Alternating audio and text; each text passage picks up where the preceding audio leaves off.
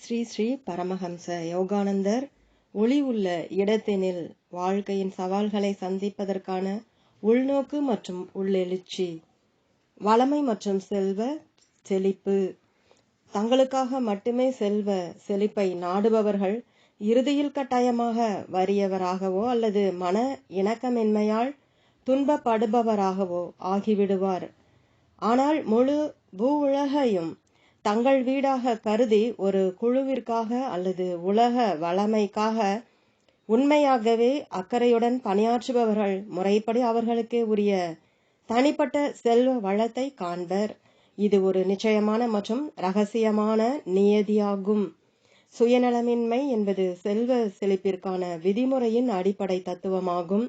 எனக்கு எதுவும் சொந்தமில்லை, எனினும் எனக்கு பசித்தால் உணவளிக்க உலகில் ஆயிரக்கணக்கானோர் இருப்பார்கள் என்பது எனக்கு தெரியும், ஏனெனில் நான் ஆயிரக்கணக்கானோருக்கு அளித்திருக்கின்றேன். இதே விதிமுறையானது தான் பட்டினியோடு இருக்க போவதாக தன்னை பற்றி எண்ணாமல் தேவையற்றிருக்கும் மற்றவரை பற்றி சிந்திக்கும் எவருக்கும் செயல்படும்.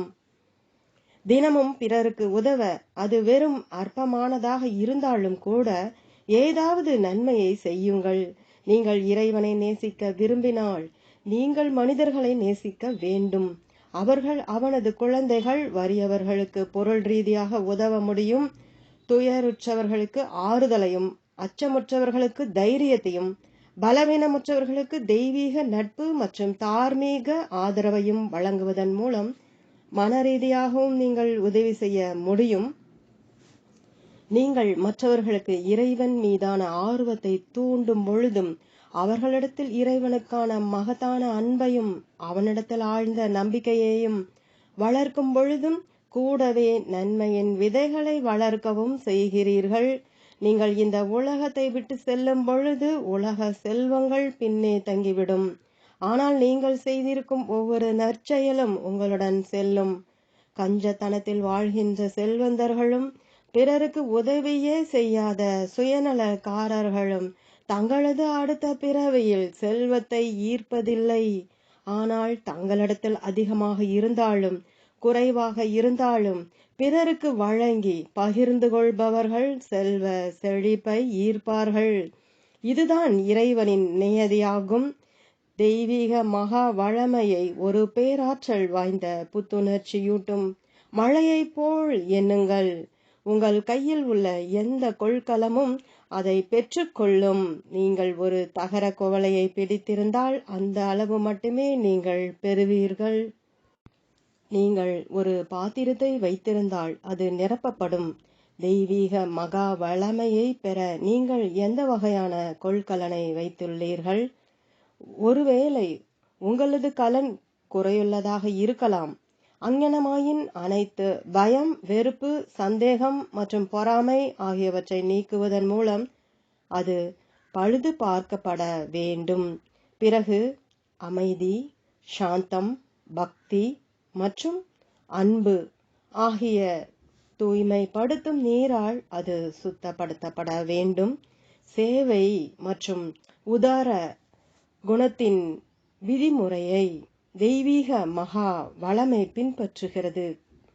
கொடுங்கள், பிறகு பெறுங்கள். உலகத்திற்கு உங்களிடமுள்ள மிகச் சிறந்ததை கொடுங்கள். மிகச் சிறந்தது உங்களிடத்தில் திரும்ப வரும். நன்றி நவிழ்தலும் புகழ்தலும் உங்கள் உணர்வு நிலையில் ஆன்மீக வளர்ச்சியும் வளமும் உங்களை அடையக்கூடிய பாதையை திறக்கின்றன. தான் பாய்ந்தோடுவதற்கான ஒரு பாதை திறக்கப்பட்ட உடனேயே பரம்பொருள் தன்னை காணக்கூடிய ஒரு புற தோற்றமாக வெளிப்படுத்திக் கொள்கிறது. என்னை தன்னுடைய சொந்தமாகவே நினைத்து தியானித்து கொண்டு இடைவிடாது வழிபட்டு என்றும் என்னுடன் ஒன்றுபட்டு இருக்கும் பக்தர்களுடைய குறைகளை நிறைவு செய்து அவர்களது வளத்தை நிரந்தரமாக்குகின்றேன். தங்களை படைத்தவனிடம் நம்பிக்கை வைத்து வாழ்வின் அனைத்து வேறுபட்ட நிலைகளிலும் அவனை உணர்ந்தறிபவர்கள் தங்கள் வாழ்க்கையின் சின்னஞ்சிறு விஷயத்திலும் அவன் பொறுப்பு எடுத்து கொண்டிருப்பதையும் தங்களது பாதைகளை தெய்வீக தொலைநோக்குடன் எளிதாக்குவதையும் காண்பார்கள். வெற்றிக்கான உறுதிமொழிகள்.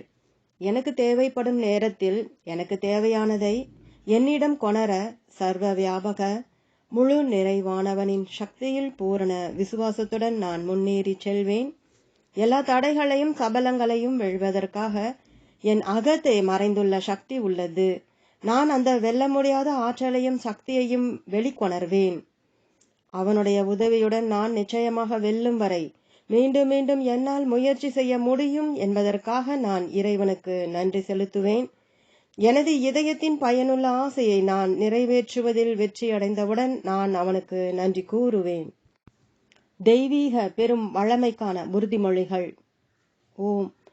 எந்தையே, உலக ஆதாரங்களிலிருந்து அல்லாமல் உன்னுடைய அனைத்து செல்வ வளம் நிறைந்த, அனைத்து ஆற்றல் நிறைந்த, அனைத்து வள்ளல் குணம் நிறைந்த திருக்கரங்களிலிருந்து அளவற்ற செல்வ செழிப்பு, ஆரோக்கியம் மற்றும் ஞானம் எனக்கு வேண்டும். வரம்பிற்குட்பட்ட அழியும் செல்வம், ஆரோக்கியம் மற்றும் ஞானம் ஆகியவற்றை யாசிக்கும் ஒரு பிச்சைக்காரனாக நான் இருக்க மாட்டேன். நான் உன் குழந்தை. அதனால் உன்னுடைய வரம்பற்ற செல்வ வளங்களை ஒரு தெய்வீக புதல்வனின் பங்காக வரையறையின்றி நான் உரிமை கோருகின்றேன். தெய்வ தந்தையே, இதுவே எனது பிரார்த்தனை. நிரந்தரமாக நான் எதை பெற்றிருக்கிறேன் என்பதை பற்றி எனக்கு கவலை இல்லை. ஆனால் தினமும் எனக்கு தேவைப்படும் எதையும் விரும்பியவுடன் அடையும் ஆற்றலை எனக்கு கொடு. ஓம். தொடரும்.